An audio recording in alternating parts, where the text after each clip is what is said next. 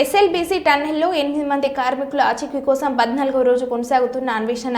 ఉదయాన్నే 7:15 టన్నెల్లోకి బయలుదేరిన cadaver drugs బృందం, ఎన్డీఆర్ఎఫ్ బృందాలు సామాగ్రితో 110 మందిని తీసుకుని టన్నెల్లోకి వెళ్లిన లోకో ట్రైన్ పర్యవేక్షణకు డ్రోగా regiment army commandant Parikshit Mohra, NDRF assistant commandant doctor Harshit, Belgian Malinois బ్రీడ్కు చెందిన క్యాడవర్ శునకాలు 15 ఫీట్ల లోపల ఉన్న మృతదేహాలను గుర్తించగలవట.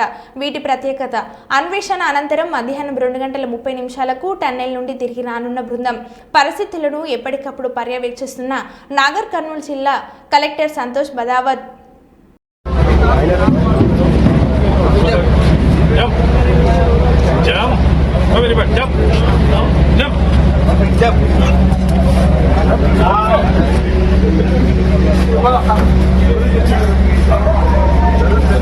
గట్టిగా తాడుతో గట్టిగా అమ్మ మాత్రం